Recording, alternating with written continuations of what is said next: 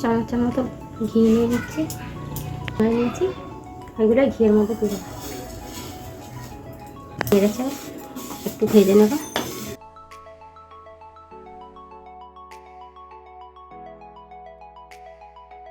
সিমাইটা ভাজা হয়ে গেছে, এবার আমি অল্প একটু দুধ দিই, ঝরঝরে টাইপেরই হবে। বাদাম কুচি করে নিয়েছি, দুধটা জন্য এইরকম করে বানিয়ে নেব।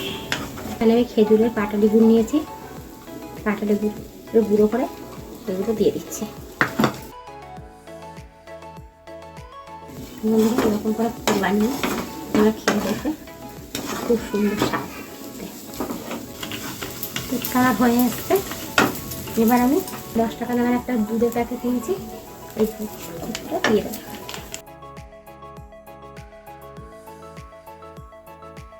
এখানে আমি 2টো এলাচ গুঁড়ো করে নিয়েছি, এলাচ গুঁড়োটা দিয়ে দিচ্ছি। দুধটা আমার একদম রেডি হয়ে গেছে, এবার আমি নামিয়ে নেব।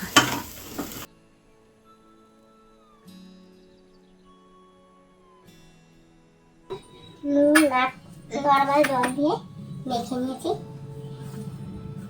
ঠিক এরকম করে তোমরাও মেখে নেবে। না আগের থেকে মেখে নিচ্ছি।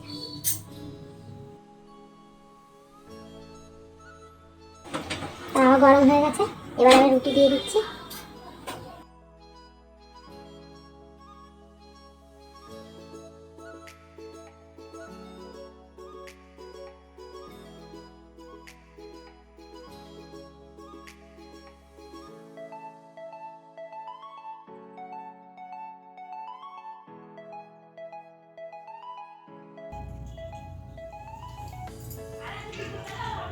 সবগুলো কেটে নিয়েছি একই রকম করে। তোমরা চাইলে আটা দিয়েও করতে পারো, আমার হাতের কাছে ময়দা আছে, ময়দা দিয়ে করে দেখাচ্ছি। এবার আমি জল দিয়ে দিচ্ছি, ঘন করে আটাটা মেখে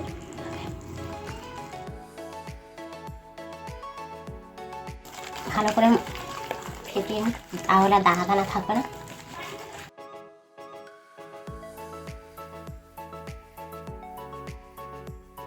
দেখো বন্ধুরা, ঠিক এইরকমই থাকবে। এইভাবে নিয়ে নিলাম। এবার এইখান থেকে এরকম করে ধরতে হবে, এইখান থেকে নিয়ে এরকম করে মুড়িয়ে ঠিক এরকম করে বানিয়ে দিতে হবে। এবার আমি এখানটা এই ময়দার এই গোলাটা এখানে লাগিয়ে দিচ্ছি, যাতে খুলে না যায়। এরকম করে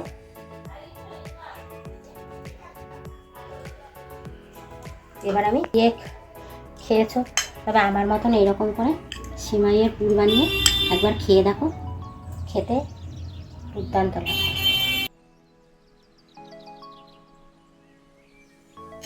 ওপর থেকে এই ময়দার গোলাটা লাগিয়ে দিচ্ছি।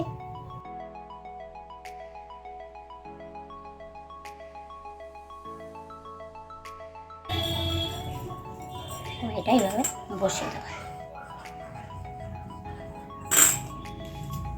ঠিক এরকম। আমি আর একটা দেখিয়ে দিচ্ছি, এরকম করে নিয়ে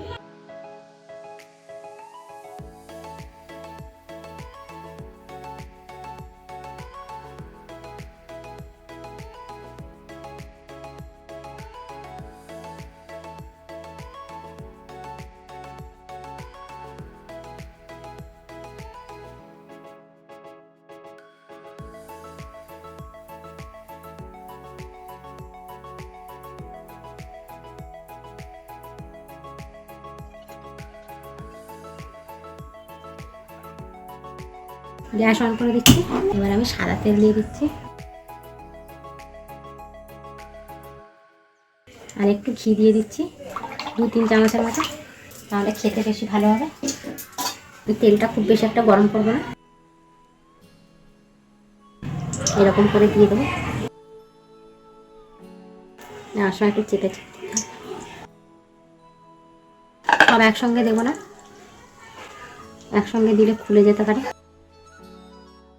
গ্যাসটা খুব বেশি একটা বাড়াবে না, লো আছে, আস্তে আস্তে করে দেখবো। এবার আমি আস্তে আস্তে করে উল্টো পাল্টে ভেজে নেব, না হলে সেমাইয়ের গুঁড়িগুলো সব ফুলে তেলের মধ্যে ঢুকে যাবে। হয়ে গেছে, আমি নামিয়ে নেব। এগুলো নামিয়ে নিয়ে তারপরে এগুলো আবার দেবো।